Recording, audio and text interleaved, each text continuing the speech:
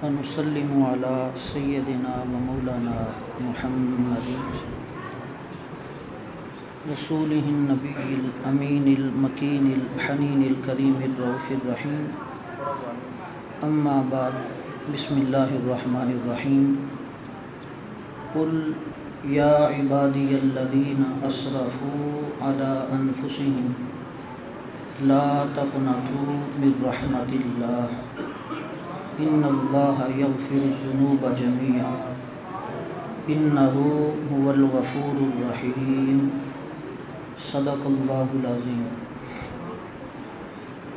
معزز و محترم سامعین و حاضرین، جمیع ائمہ مساجد اور اس مسجد کی منتظمین، آج کی مجلس کے معاونین، متوسلین اور جملہ سامعین و حاضرین، اللہ جل مجدہ کی توفیق خاص سے حضور علیہ السلام کے نالین اقدس کے تصدق سے ہم آج کی سالانہ اس مجلس میں حاضر ہیں۔ اللہ رب العزت ہماری حاضری قبول فرمائے۔ سرکار بغداد کا صدقہ اس مجلس کو ہم سب کے لیے بخشش اور نجات کا ذریعہ بنائے، ہمیں ایمان میں استقامت اور قوت نصیب فرمائے، اعمال صالحہ میں برکت و کثرت عطا فرمائے۔ عنوان سے آپ آگاہ ہیں، اور یہ کوئی جمعہ کا خطاب یا مجالس میں جیسے واحد خطاب ہوتا ہے اس نوعیت کی بات نہیں ہے کہ اس میں تمہید قائم کی جائے، مقدمات کو ترتیب دیا جائے۔ قطع نظر اس کے براہ راست بات کو شروع کرتا ہوں۔ اللہ رب العزت نے ارشاد فرمایا، اعوذ باللہ من الشیطان الرجیم، قل یا عبادی الذین اسرفوا علی انفسہم۔ قل کہا، اے حبیب صلی اللہ علیہ وآلہ وسلم آپ کہہ دیں، جیسے قل هو اللہ احد میں کہا تو کسی نے کیا خوب کہا، قل کہہ کے بات اپنی منہ سے تیرے سنی، قل کہہ کے بات اپنی منہ سے تیرے سنی، گفتگو تیری پسند ہے کتنی اللہ کو اے حبیب۔ اس کی بات ہے، کہتا ہے حبیب تو اپنے منہ سے کہہ دے، یا عبادی الذین اسرفوا علی انفسہم، اے میرے غلاموں۔ وجوہ الخطاب کا قاعدہ ہے، اصول تفسیر کے اندر اصطلاح قائم کی جاتی ہے وجوہ الخطاب کی۔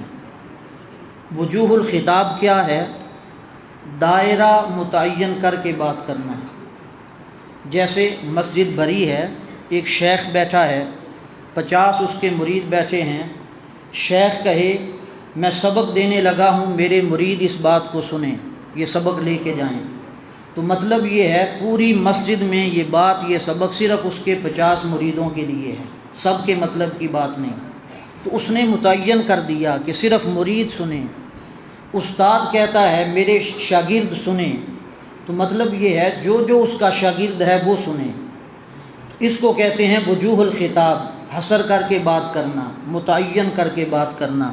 تو فرمایا یا عبادی، بعض مترجمین نے اس کا ترجمہ کیا اے میرے بندو۔ میں اس کو غلط نہیں کہہ رہا، وہ بھی درست ہے، ٹھیک ہے، لیکن جو معنی میں بیان کر رہا ہوں میں اس کی علت بیان کرتا ہوں، عقل اس کو قبول کرے گی۔ فرمایا اے میرے غلاموں۔ اب یہ بات وجوہ الخطاب کے قاعدے سے متعین ہوئی، جس کو حضور کی غلامی پہ ناز ہے اس کو کہا وہ یہ بات سنیں، اس کے مطلب کی بات ہے۔ جو حضور علیہ السلام کی غلامی کو فخر سمجھتا ہے، محمد کی غلامی ہے سند آزاد ہونے کی، خدا کے دامن توحید میں آباد ہونے کی۔ جو آقا علیہ السلام کی غلامی پہ فخر سمجھتا ہے اس کو کہا وہ یہ بات سنیں۔ بات کیا کی؟ اسرفوا علی انفسہم، اگر تم اسراف کر بیٹھو اپنی جانوں پہ، ظلم کر بیٹھو اپنی جانوں پہ، گناہ کر بیٹھو، لا تقنطوا من رحمت اللہ، یہ وہ بات جس کے لیے میں نے ترجمہ کیا اے میرے غلاموں۔ اگر یہ کہا جائے اے میرے بندو تو پھر یہاں پہ آنا چاہیے تھا لا تقنطوا من رحمتی، اے میرے بندو میری رحمت سے مایوس نہ ہونا، رحمت اللہ کی بجائے آنا چاہیے تھا رحمتی، اے میرے بندو تم میری رحمت سے، یہ نہیں کہا من رحمتی بلکہ فرمایا من رحمت اللہ، اے میرے غلاموں، اور اس میں جو یا ہے یہ نسبتی ہے، یا متکلم کی ہے، یہ فرمایا آقا علیہ السلام کہہ رہے ہیں اے میرے غلاموں تم سنو، جو میری غلامی کا دعویٰ کرتا ہے اسے کہہ رہا ہوں، اگر گناہ کر بیٹھو اللہ کی رحمت سے نا امید نہیں ہونا، اس کی رحمت سے مایوس نہیں ہونا۔ کیوں؟ آگے کا ان اللہ یغفر الذنوب جمیعا، بے شک اللہ سارے گناہوں کو بخشنے والا ہے، وہ تمام گناہ بخش دے گا، معاف کر دے گا۔ انہ هو الغفور الرحیم، بے شک وہ بڑا بخشنے والا، بڑا رحم فرمانے والا ہے۔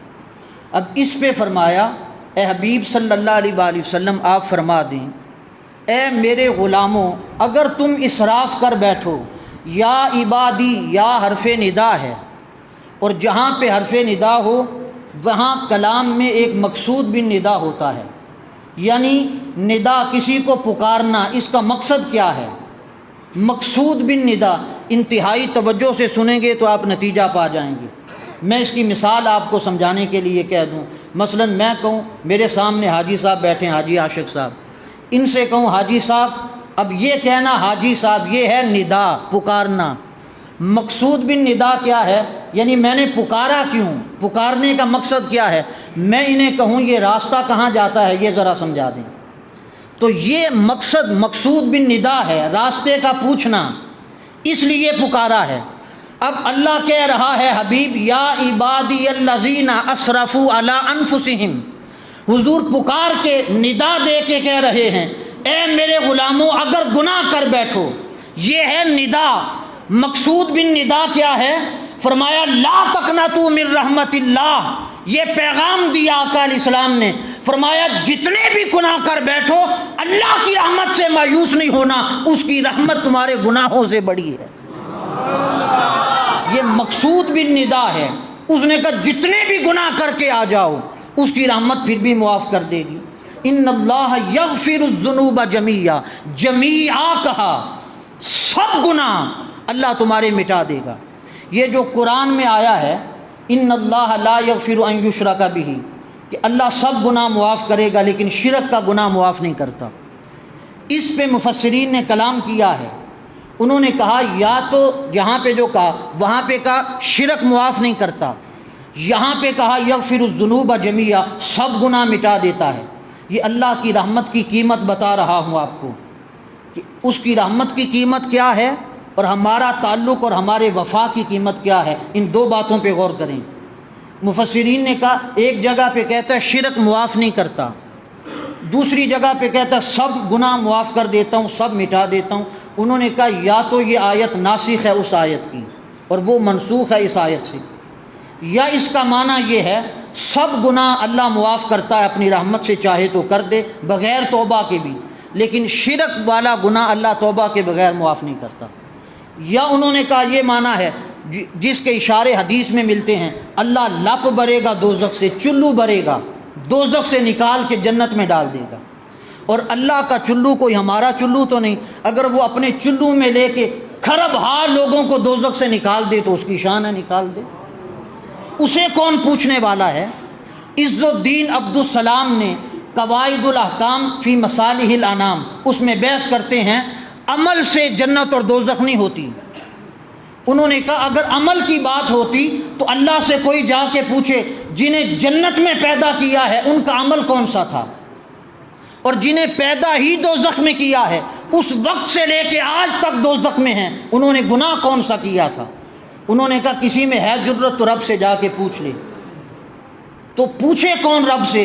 اس نے کہا یہ فضل اختصاصی کا باب ہے، جسے چاہے اللہ معاف کر دے اور جسے چاہے بڑے سے بڑا عابد ہو اللہ چاہے تو پکڑ کے دوزخ میں ڈال دے، اس کی رحمت کو کوئی نہیں پوچھ سکتا۔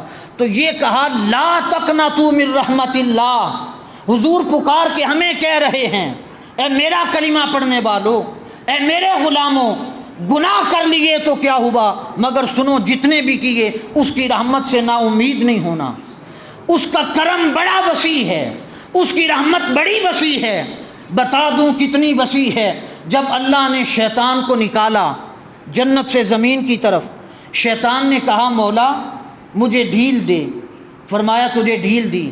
اس نے کہا مولا تو نے ڈھیل تو دے دی، لیکن سن تیرے بندے کے آخری سانس کے آنے تک میں حملہ کروں گا، اسے ورغلاؤں گا، جب تک اس کا سانس چلتا رہے گا میں دائیں بائیں ہر جگہ سے حملہ کر کے ورغلاتا رہوں گا، اس کے ایمان کو تباہ کرتا رہوں گا، اس کے اعمال کو خراب کرتا رہوں گا۔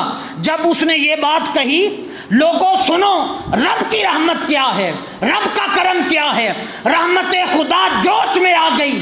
کہا شیطان اگر تو آخری سانس کے آنے تک میرے بندوں کو ورغلاتا رہے گا، فرمایا مجھے بھی اپنی عزت کی قسم جب تک میرے بندے کے سانس میں سانس آتا رہے گا، آخری سانس کے آنے تک جب بندہ کہہ دے گا مولا گناہ ہو گئے معاف کر دے، عزت کی قسم میں اسے معاف کر دوں گا۔ رب کا کرم دیکھو کتنا ہے کہ آخری سانس کے آنے تک بندہ جب لوٹ آئے، لا تقنطوا من رحمت اللہ کا مایوس نہیں ہونا۔ کتنے گناہ بخشتا ہے، غالب کی روح بھی تڑپ اٹھی، لاکھ بار بھی توبہ کریں اس کے بعد توڑ کے پھر آ جائیں، وہ یہ نہیں کہتا پہلے لاکھ بار کیوں توڑی ہے، کہتا آ گیا ہے پھر میں گلے سے لگاتا ہوں، اس کی رحمت پھر سینے سے لگاتی ہے۔ غالب کی روح تڑپی، اس نے کیا خوب کہا، اس نے کہا اب کی بار توبہ پہ میری توبہ بھی توبہ توبہ کر اٹھی، اتنی بار توڑی، لاکھوں بار توڑ کے اب آیا ہے۔ رب کہتا اب بھی نہیں دھتکارتا، اب بھی معاف کر دیا ہے۔ توبہ بھی توبہ توبہ کر اٹھتی ہے، اور کتنے گناہ وہ معاف کرتا ہے، اس کے کرم کا حال سنیں۔ بخاری شریف کی حدیث ہے، بخاری شریف میں امام بخاری حدیث لائے، آقا علیہ السلام خود واقعہ بیان فرما رہے ہیں۔ فرمایا بنی اسرائیل میں ایک شخص تھا، حدیث آپ سنتے رہتے ہیں، معروف زمانہ حدیث ہے، میں اس کا صرف نچوڑ اور نتیجہ عرض کروں آپ کے سامنے۔ اس کا جب آخری وقت آیا، گناہ گار تھا، اس نے اپنے بیٹوں کو بلا کے کہا جب میں مر جاؤں میری لاش کو جلانا، جلا کے اس کی جو راکھ ہوگی کچھ پانی میں بہا دینا، کچھ ہواؤں میں اڑانا، مشرق میں مغرب میں منتشر کر دینا مختلف جگہوں پہ۔ جب اس کا انتقال ہوا بیٹوں نے اسی طرح کیا۔ پوچھا انہوں نے پہلے کیوں؟ اس نے کہا اتنے گناہ کیے ہیں، اللہ کے سامنے پیش ہونے سے ڈرتا ہوں، کس منہ سے پیش ہوں گا، اتنا بڑا گناہ گار ہوں، شاید کائنات میں میرے جیسا گناہ گار نہ ہو، اس لیے اس کے سامنے پیش ہونے سے حیا آتی ہے، ڈر گیا ہوں۔ بیٹوں نے اسی طرح کیا، اس کی راکھ ساری ہوا میں اڑا دی، کچھ پانی میں بہا دی۔ اللہ کی رحمت تو دیکھ رہی تھی، اس نے اذن دیا ہواؤں کو، پانی کو، اس کی راکھ کو جمع کیا جائے، جمع کر کے اسے اپنے اذن سے جلایا، اپنے سامنے کھڑا کیا، اور کھڑا کر کے رب پوچھتا ہے اے میرے بندے یہ بتا تو نے یہ سارا عمل جو کیا، خود کو کہا کہ مجھے جلا دیا جائے، راکھ کو منتشر کر دیا جائے، یہ سارا عمل جو تو نے کیا کیوں کیا، اس کی وجہ کیا تھی؟ اس نے ایک ہی جملہ کہا۔ آقا علیہ السلام یہ بات بیان کر کے فرماتے ہیں اللہ کی رحمت بھی مسکرا پڑی اس کا یہ جواب سن کے۔ پوچھا بندے یہ بتا، یہ بتانے لگا ہوں جو کہا میرے غلاموں لا تقنطوا من رحمت اللہ، مایوس نہ ہونا، رب کا کرم دیکھیں اور ہم اپنا حال دیکھیں، ہمارا حال اللہ کے کرم کے ساتھ کیا ہے، ہمارا تعلق بندگی کیا ہے۔ اس نے پوچھا بندے یہ بتا تو نے ایسا کیوں کیا؟ ایک ہی جملہ اس نے کہا مولا تجھ سے ڈر گیا تھا، تیرا حیا آ گیا تھا، عمر بھر گناہ کر کے آیا ہے، اس کے سامنے پیش ہونے سے ڈر رہا ہے، ایک جملہ کا مولا تیرا حیا آ گیا تھا۔ رب کی رحمت مسکرا پڑی، فرمایا تو آخری وقت بھی میرا حیا کرے اور ڈر جائے اور تجھے دوزخ میں ڈالوں، میری غیرت گوارا نہیں کرتی، تو مجھ سے ڈر گیا جب میں نے بخش دیا ہے۔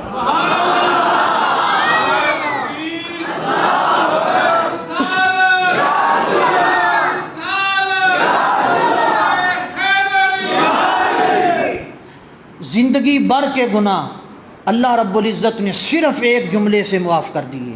اندازہ کریں اللہ کتنی محبت کرتا ہے توبہ کے ساتھ۔ اور وہ بنی اسرائیل کا شخص تھا، اگر کوئی حضور کا امتی وسیلہ مصطفیٰ پیش کر کے اگر گناہوں کی بخشش مانگے تو اللہ کو کتنا پیار آئے گا. جو اپنی بات ہی کہتا ہے قل حبیب تو کہ اپنے غلاموں سے، تاکہ ان کے اندر مناسبت پیدا ہو، موافقت پیدا ہو، موانست پیدا ہو. جانب باری ہے بات، لیکن فرمایا حبیب میری بات تو کہہ دے. تو اللہ رب العزت ایک جملہ، اے اللہ گناہ ہو گئے بخش دے، گناہ کر بیٹھا معاف کر دے، گناہ پہ نادم ہوں شرمندہ ہوں معاف کر دے، ایک جملے پہ اللہ معاف کر دیتا ہے. یونس علیہ السلام انہوں نے قوم کو سمجھایا اللہ کے قانون نہ توڑو، اللہ کی نافرمانی نہ کرو. قوم بات سنتی کانوں سے نکال دیتی، سمجھ لیں جیسے ہمارا حال ہے، الا ماشاء اللہ. وہ ڈراتے رہے، حتیٰ کہ یونس علیہ السلام نے کہا نبی چونکہ زیادہ حساس ہوتا ہے لوگوں کے معاملے میں اور اس کے احساسات بھی تیز ہوتے ہیں، محسوس کر لیا. فرمایا اب اگر تم باز نہ آئے تو میں دیکھ رہا ہوں اللہ کا عذاب قریب ہے، وہ تمہیں اپنی گرفت میں لے لے گا. قوم نے پھر سنی انسنی کر دی، اس پہ توجہ نہ دی، کان نہ دھڑے. یونس علیہ السلام نے عذاب کو محسوس کر لیا. جب عذاب کو محسوس کیا تو بستی چھوڑ کے چل پڑے. نینوا میں آپ کی بعثت ہوئی تھی، کربلا کے قریب، سمجھ لیں سرکار بغداد کے پڑوس میں، نینوا کے میدان، نینوا شہر میں آپ کی بعثت تھی. یہاں سے چلے، دریا پہ پہنچے، کشتی میں بیٹھے اور کشتی پاڑ کر کے دوسری جگہ پہ جانے کا ارادہ ہے کہ یہاں پہ لوگ باز نہیں آتے، عذاب آنے کو ہے. اس پہ کشتی میں بیٹھے، درمیان میں کشتی پہنچی تو کشتی ڈولنے لگی. کشتی بان بولا، اس نے کہا میرا تجربہ کہتا ہے اس کشتی میں کوئی ایسا شخص ہے جو اللہ کے حکم سے بھاگ کے آیا ہوا ہے، اگر وہ نہ نکلا تو ساری کشتی ڈوب جائے گی. وہ تم میں سے کوئی بھی ہے اسے چاہیے کہ نکل جائے تاکہ باقی لوگ بچ جائیں. یونس علیہ السلام بجائے اس کے کہ انہیں مجرم گردانتے، آپ نے خود دریا میں چھلانگ لگا دی. پیغمبر کی ذات سب سے زیادہ لطیف ہوتی ہے، حساس ہوتی ہے. دریا میں چھلانگ لگا دی. دریا میں گئے تو آگے مچھلی نے اپنے پیٹ میں لے لیا. اب مچھلی کے پیٹ میں ہیں، اللہ نے وحی کی جس کو ہم آیت کریمہ بھی کہتے ہیں، لا الہ الا انت سبحانک انی کنت من الظالمین کا پیغمبر یہ پڑھا تو یونس علیہ السلام کو مچھلی نے کنارے پہ اتار دیا. اب جب مچھلی کے پیٹ میں گئے تھے تو رات تھی. جب یہ آیت کریمہ پڑھی اور مچھلی نے کنارے پہ اتارا تو مفسرین آپ جس کو پڑھیں ہر ایک نے لکھا ہے اس وقت رات چھٹ گئی تھی، دن چڑھ آیا تھا. اب یونس علیہ السلام کو ایک بار یہ تسبیح پڑھنے سے کئی قیدوں سے آزادی ملی. اندھیرا تھا تو چھٹ گیا، اجالا ہو گیا. مچھلی کا پیٹ تھا تو اس سے آزادی ہو گئی. پانی کا تکیہ تھا تو اس سے آزادی ہو گئی. کئی قیدوں سے آزاد ہوئے اور کنارے پہ آ کے پوچھا مولا یہ جو آزمائش مجھ پہ آئی ہے اس کی وجہ کیا ہے؟ اللہ رب العزت نے فرمایا اے پیغمبر تو نے عذاب کے آنے کو محسوس تو کر لیا تھا لیکن جانا نہیں چاہیے تھا جب تک میری اجازت نہ ہوتی، میری اجازت کا انتظار کرتا. یہ جانا چاہ رہا تھا تو پہلے پوچھ کے جاتا، میری اجازت لے کے جاتا، اس لیے آزمائش آئی. پوچھا مولا وہ جو جن کی طرف عذاب آ رہا تھا وہ تو سارے بچ گئے، کسی ایک کو بھی عذاب نہیں آیا، وہ کیسے بچ گئے ہیں؟ اللہ نے فرمایا جب عذاب آ رہا تھا، عذاب لکھ دیا گیا تھا، قریب تھا کہ عذاب انہیں تباہ کر کے رکھ دیتا. عذاب کے آنے کو دیکھتے ہوئے انہوں نے یہ کہا مولا ہم بھول گئے، ہمیں معاف کر دے. رب نے کہا آیا ہوا عذاب میں نے پلٹ دیا اور انہیں میں نے معاف کر دیا تھا. تو دوستو آیا ہوا عذاب، لکھا ہوا عذاب اگر ایک توبہ کے کلمے سے پلٹ جاتا ہے اور اللہ معاف کر دیتا ہے سو اس لیے تنزل الملائکۃ والروح فیہا باذن ربہم من کل امر. اس کی تفسیر میں امام راضی کو پڑھیں جا کے. امام راضی نے لکھا ہے فرشتے جو اس رات لیلۃ القدر میں اترتے ہیں، انتہائی توجہ سے سنیں، اس کلمہ توبہ کی اہمیت کا پتہ چلے گا. کہتے ہیں فرشتے جو لیلۃ القدر کی رات کو اترتے ہیں یہ اللہ کی اجازت سے، اللہ کے حکم سے نہیں اترتے، اجازت سے اترتے ہیں. حکم اور چیز ہے، اجازت اور چیز ہے. حکم اور اجازت میں فرق ہے. پوچھا فرق کیا ہے؟ کا حکم یہ ہے مالک اپنے خادم سے کہے یہ گاڑی لو، سامان فلاں جگہ پہ پڑا ہے اٹھا کے لے آؤ، وہ گیا اس نے تعمیل کی، یہ ہے حکم. اجازت یہ ہے خادم کہے اپنے آقا سے مجھے فلاں کام ہے، مجھے اجازت دے دیں، رخصت دے دیں تاکہ اپنا کام کراؤں، یہ ہے اجازت کا حکم میں مالک کا منشا پورا ہوتا ہے، اجازت میں خادم کا منشا پورا ہوتا ہے۔ تو کا تنزل الملائکۃ والروح فیہا باذن ربہم، وہ رب کی اجازت سے آتے ہیں، اس رات حکم سے نہیں آتے۔ اب ایک بات تو طے ہو گئی، فرشتے اس رات جو آتے ہیں وہ اللہ کا منشا پورا کرنے نہیں آتے، اپنا منشا پورا کرنے آتے ہیں، یہ بات تو طے ہو گئی۔ جب اجازت سے آتے ہیں تو اللہ کا کام کرنے نہیں آتے، ان کا اپنا کام ہے۔ امام راضی سے پوچھا ان کا اپنا کام کیا ہے؟ کہا کچھ عبادتیں ایسی ہیں جو زمین پہ ہوتی ہیں، عرش پہ نہیں ہوتی۔ فرشتے ان عبادتوں کا مزہ لینے اس رات آتے ہیں، اجازت لے کے آتے ہیں تاکہ ان عبادتوں کا مزہ لے سکیں۔ پوچھا وہ عبادتیں کون سی ہیں جن کا مزہ لینے فرشتے اتر کے آتے ہیں؟ اس پہ کہا امام راضی حدیث کوٹ کرتے ہیں، کہتے ہیں حدیث قدسی میں اللہ فرماتا ہے، حدیث قدسی میں رب فرماتا ہے انین المذنبین احب الی من زجر المسبحین، مجھے نیکوکاروں کی نیک مجھے خوش کرتی ہے، گناہگار کی توبہ سے جتنا خوش ہوتا ہوں عابد کی عبادت سے اتنا خوش نہیں ہوتا۔ پوچھا کیوں؟ زجر المسبحین، تسبیح کرنے والے کی تسبیح احب الیہ، رب کہتا ہے انین المذنبین احب الیہ، گناہگار کی توبہ، گناہگار کا رونا، گناہگار کا معافی مانگنا اتنا خوش کرتا ہے، تسبیح کرنے والے کی تسبیح بھی اتنا خوش نہیں کرتی۔ پوچھا وجہ کیا ہے؟ امام راضی بحث کرتے ہیں اس پہ، فرمایا اس لیے بندہ جب تسبیح الاپتا ہے، ذکر الہی کی ضربیں لگاتا ہے، اس وقت رحمت خدا جوش میں آتی ہے، رب کی رحمت تلاطم میں آتی ہے، لیکن ساتھ بندے کا مقام میں بندگی ظاہر ہو رہا ہوتا ہے، رب کی رحمت بھی جوش میں ہے، بندے کا مقام میں بندگی بھی ظاہر ہے، مگر فرمایا جب گناہگار روتا ہے، گناہوں کی معافی مانگتا ہے، اس وقت وہ اپنے آپ کو مٹا کے، اپنے آپ کو مار کے، اپنے آپ کو فنا کر کے کہتا ہے مولا میں کچھ بھی نہیں، میں تو مارا گیا، میں تو ہلاک ہو گیا۔ کہتے ہیں اس وقت رب کی رحمت جوش میں آتی ہے، لیکن بندے کی بندگی ظاہر نہیں ہوتی، وہ مٹا چکا ہوتا ہے۔ ایک طرف عابد جب عبادت کے ساتھ رب کو پکارتا ہے، رب کی رحمت جوش میں آتی ہے، لیکن بندے کی مقام میں بندگی کی نمائش ہو رہی ہوتی ہے۔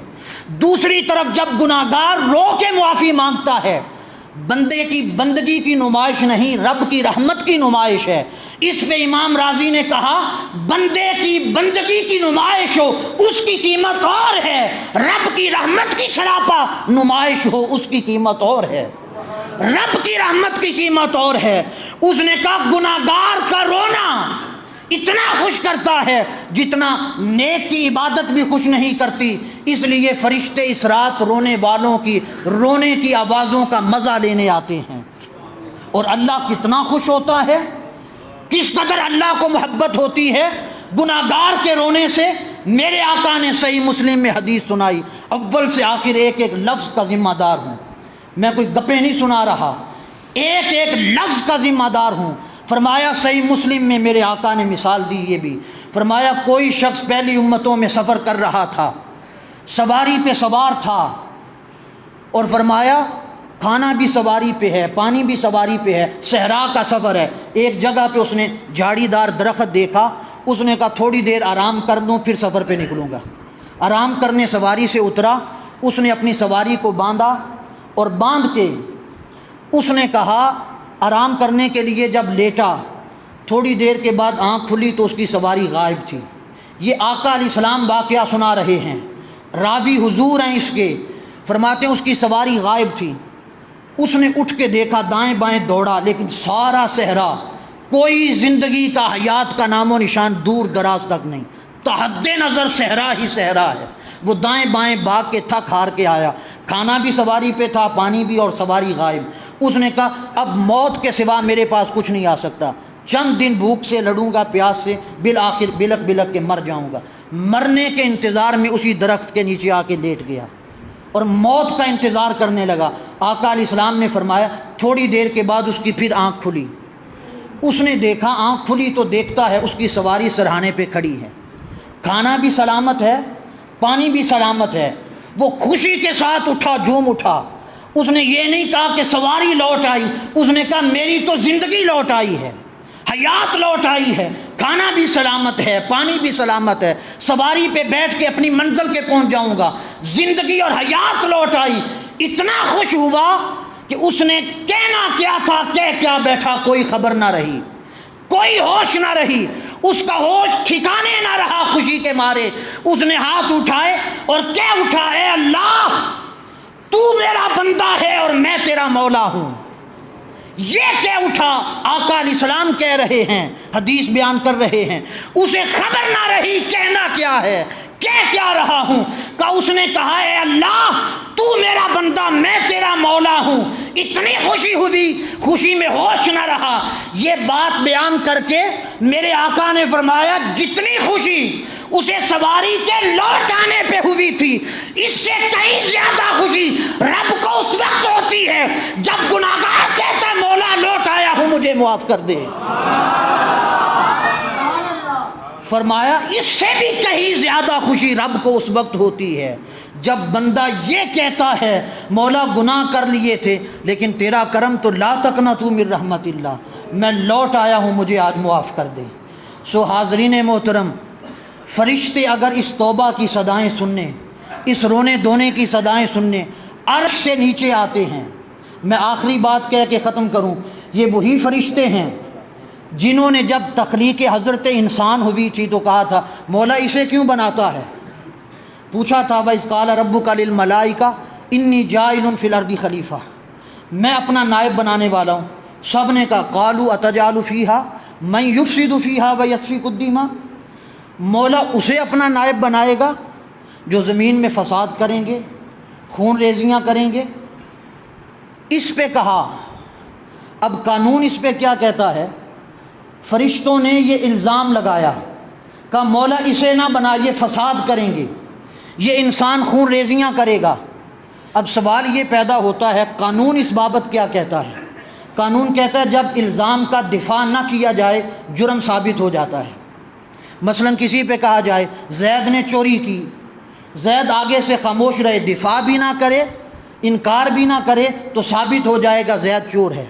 زید یہ نہ کہے کہ میں نے چوری نہیں کی، میں تو اس وقت موجود ہی نہیں تھا، میں نے کب کی، نہ انکار کرے نہ دفاع کرے، خاموش رہے، جرم ثابت ہو جاتا ہے۔ فرشتوں نے کہا مولا اسے نہ بنا، یہ فساد کرے گا، خون ریزیاں کرے گا۔ اللہ نے اس کے جواب میں کوئی دفاع کیا؟ کوئی ایک آیت کوئی شخص لے آئے؟ اللہ نے جواب میں کہا نہیں یہ فساد نہیں کریں گے، یہ خون ریزیاں نہیں کریں گے، کوئی جواب۔ اب سوال یہ پیدا ہوتا ہے جب دفاع بھی نہیں کیا، انکار بھی نہیں کیا تو جرم ثابت ہوا۔ اگر اس قاعدے کو مانے تو انسان کے اندر تو انبیاء بھی آتے ہیں، انبیاء کی مقدس ہستیاں، مقدس شخصیات، رسول بھی آتے ہیں، اولو العزم بھی آتے ہیں، آقا علیہ السلام بھی آتے ہیں، تو پھر معاذ اللہ کیا اس عمل کی نسبت انبیاء کی طرف بھی کرنی پڑے گی؟ پھر پیچھے بچتا کیا ہے؟ اب یہاں پہ پھنس گئے، یہاں پہ جواب دیں تو کیسے؟ علم اس لیے پڑھا جاتا ہے، فن اس لیے پڑھا جاتا ہے جہاں پہ بندہ پھنس جائے فن کا استعمال کر کے نکل جائے۔ اردو کی کتابیں نہیں نکالتی مشکلات سے، فنون نکالتے ہیں، علم نکالتا ہے، مدرسہ میں جانا پڑتا ہے، بڑی بڑی پگڑی باندھ کے بڑا عالم نہیں ہوتا، جبہ و قبہ پہن کے عالم نہیں ہوتا، بڑی داڑھی سے عالم نہیں ہوتا، مدارس میں اساتذہ کے سامنے ذانب تلمس طے کرنا پڑتا ہے۔ جہاں پہ بندہ پھنسے اردو کی کتاب اور پھنساتی ہے، فنون نکالتے ہیں، اصل ماخذ نکالتے ہیں۔ اب منطقیوں کے ہاں قاعدہ ہے جسے سور بازیہ کا نام دیتے ہیں، قضیہ بازیہ بھی کہتے ہیں، سور بازیہ بھی کہتے ہیں۔ کہتے ہیں جب اس میں موصول کے بعد لفظ کل نہ آیا ہو اسے قضیہ بازیہ کہتے ہیں۔ اس کا مطلب یہ ہوتا ہے اس کلی کے جتنے افراد ہیں وہ سب مراد نہیں ہیں، بعض مراد ہیں، بعض خارج ہیں۔ اس کو کہتے ہیں قضیہ بازیہ یا سور بازیہ، یعنی بعض اس عمل میں داخل ہیں اور بعض خارج ہیں۔ تو جب انہوں نے یہ کہا اس لیے رب خاموش رہا، اس کے سامنے تھا، انہوں نے کہا یہ فساد کریں گے، یہ خون ریزیاں کریں گے، رب خاموش رہا، جواب نہیں دیا۔ رب کا جواب اس لیے تھا، خاموش اس لیے رہا، رب نے کہا تم نے حق کہا ہے، کوئی ابو جہل بن کے آئے گا فساد کرنے والا، کوئی محمد بن کے آئے گا معاف کرنے والا، کوئی یزید بدبخت آئے گا فساد کرنے والا، کوئی حسین بن کے قیام امن کرے گا اور عالم میں امن کی بات کر کے قیامت تک انسانیت کو جینے کا طریقہ سکھائے گا۔ تو یہ جنہوں نے اعتراض کبھی انسان پہ کیا تھا، آج اگر وہ انسان کی آہوں کی سسکیاں اور آہوں کی آوازیں سنتے آتے ہیں تو وہ آوازیں کون سی ہیں؟ میری اور آپ کی توبہ کی ہیں۔ اور اللہ جب اتنا کرم کر رہا ہے تو ہمیں بھی چاہیے اللہ کی طرف جھکیں۔ اس نے کہا وَأَنِيبُوا إِلَىٰ رَبِّكُمْ، اپنے رب کی طرف رجوع کرو، جھکو، وَأَسْلِمُوا لَهُ، اور اس کی طرف اپنا سر تسلیم خم کر دو، جھکا دو، من قبل ان یاتیکم العذاب ثم لا تنصرون، قبل اس کے کہ تم پہ عذاب آئے پھر تمہاری مدد نہیں کی جائے گی۔ وہ وقت آنے سے پہلے ہم میں سے ہر ایک شخص کو چاہیے توبہ کرے، ہر ایک شخص۔ کوئی آپ تاریخ انسانیت کو اٹھائیں، ایک شخص کا نام لے، کوئی شخص کھڑا ہو کے جس نے اللہ کے قانون کو توڑا ہو اور اس کی گرفت نہ ہوئی ہو، ایک شخص، بڑے سے بڑا شخص اس کا نام لے لیں، بڑا مالدار سے مالدار کا نام لیں، طاقتور سے طاقتور کا نام لیں، کسی نے بھی اللہ کے قانون کو توڑا ہو، اس کی حدوں کو پامال کیا ہو اور وہ ہلاک نہ ہوا ہو، عذاب نہ آیا ہو اس پہ، ایک کا نام لیں۔ جب پوری تاریخ انسانیت میں آپ کو ایک نام ایسا نہیں ملے گا تو پھر ہم کیا چیز ہیں؟ اس لیے اللہ کے قانون کو اگر ہم توڑ بیٹھے یہ بڑی بات نہیں۔ حضور آج ہمیں اس مجلس میں اس حرف ندا کے ذریعے پکار کے کہتے ہیں میرے غلاموں اگر آ گئے ہو اللہ کی رحمت سے مایوس نہ ہو، آج اللہ کے ساتھ جڑ جاؤ، آج جڑ جاؤ، اپنا تعلق قائم کر لو اللہ کے ساتھ۔ اگر آج بھی قائم نہ کیا، جس کو رب کہے میری رحمت آج بھی گلے لگانے کے لیے تیار ہے، ہم پھر بھی تیار نہ ہوں، ڈوب مرے جا کے ایسا امتی، ایسا بندہ جو بندگی کی توہین کرے۔ اس لیے آج وقت ہے، کیا پتہ کب سانس اکھڑے، اس سانس کے اکھڑنے سے پہلے وفا کریں حضور کے ساتھ۔ ہمیں تو اس پہ فخر ہونا چاہیے، حضور آج توبہ کرتا ہوں صرف آپ کا پیغام سنا ہے۔ یقین جانے حضور روضہ اطہر میں اتنا خوش ہوں گے، اگر حضور خوش ہو گئے تو رب کہتا ہے ساری کائنات ہی تیری ہے۔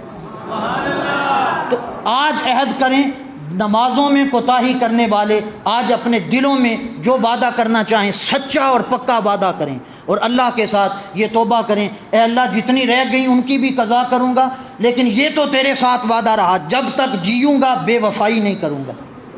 اگر تو اتنا کریم ہے تو میں اتنا جفاکار کیوں بنوں؟ تیری رحمت ضرورت مجھے ہے، لیکن تیری رحمت کہتی ہے بندے آ تو صحیح، بلاتا پھر بھی تو ہے۔ تو اس لیے آج عہد کریں، جو کرنا چاہے، پابندی نہیں ہے، جس نے نہیں کرنا میرا کام تھا پیغام سنانا، جس نے نہیں کرنا چھٹی اس کی، نہ کرے اس کی اپنی مرضی، جو کرنا چاہے آج حضور کو خوش کرنے کے لیے کہیں۔ اور اللہ کی عزت کی قسم میں علی وجہ تحقیق کہہ رہا ہوں، میں جو کچھ بول رہا ہوں میرے الفاظ کا چناؤ حضور سن بھی رہے ہیں، مجھے دیکھ بھی رہے ہیں، ایک ایک لفظ کا چناؤ میرا سن رہے ہیں۔ تو جو محبوب ہمیں دیکھ بھی رہے ہیں، سن بھی رہے ہیں، اگر حضور کو خوش کرنے کے لیے کہیں آقا آج کے بعد 5 بار ہر روز آپ کی آنکھوں کو ٹھنڈک اور راحت میری طرف سے پہنچے گی، حضور کتنا خوش ہوں گے۔ جوان بیٹھے ہیں کثرت کے ساتھ، حضور کی سنت کے تارک بنتے ہیں، جو وعدہ کرنا چاہے حضور کو خوش کرنے کے لیے آج وعدہ کریں، حضور جو عمل ہوا سو ہو گیا، آج کے بعد جب تک جیوں گا آپ کی سنت داڑھی کبھی چہرے سے نہیں کٹاؤں گا۔ اس کی قیمت اگر ہمیں معلوم ہو تو قبر میں جب جائیں گے اور فرشتے پوچھیں گے ما کنت تقول فی ھذا الرجل، ان کے بارے میں کیا کہتا ہے؟ ممکن ہے حضور کہہ دیں مجھے خوش کرنے کے لیے اس نے میری سنت کو سجا لیا تھا، فرشتوں اس سے نہ پوچھو، آؤ میں بتاؤں یہ میرا غلام کون ہے، اس کی محبت کا عالم کیا ہے۔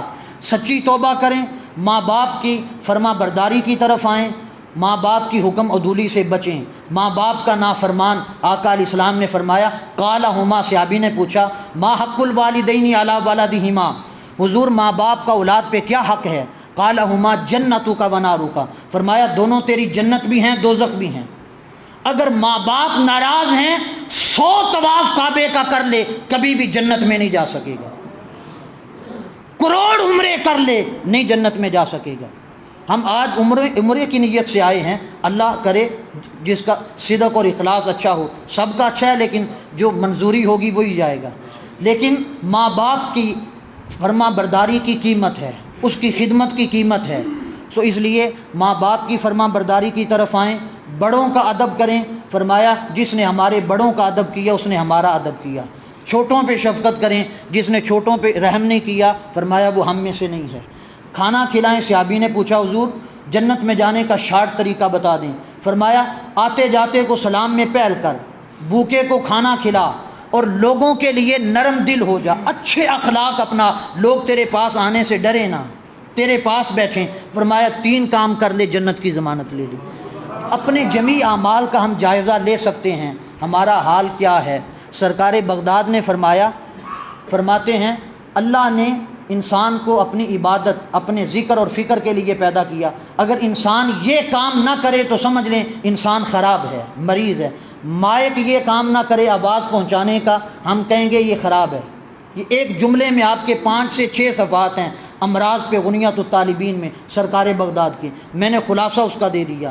ہم اس مائک کو کہیں گے اگر آواز نہ پہنچائے تو کہیں گے خراب ہے۔ اللہ نے ہمیں بھیجا ہے عبادت کے لیے، اپنے احکام کی بجا آوری کے لیے، اگر ہم وہ نہیں کر رہے تو ہمیں سمجھنا چاہیے ہم خراب ہیں، یعنی ان کی زبان میں کہیں تو ہم مریض ہیں، ہماری روح مرض میں مبتلا ہے۔ ظاہری تکلیف آئے اس کا علاج کرتے ہیں تو باطنی تکلیف کا بھی علاج ہمیں فکر کرنی چاہیے، اس کی اللہ کی طرف جھکیں، توبہ کریں، اعمال کی اصلاح کی طرف آئیں۔ اللہ تعالیٰ سرکار بغداد کا صدقہ ہماری یہ حاضری قبول فرمائے، ہمیں صدق دل سے توبہ نصوح نصیب فرمائے۔ وما علینا الا البلاغ المبین۔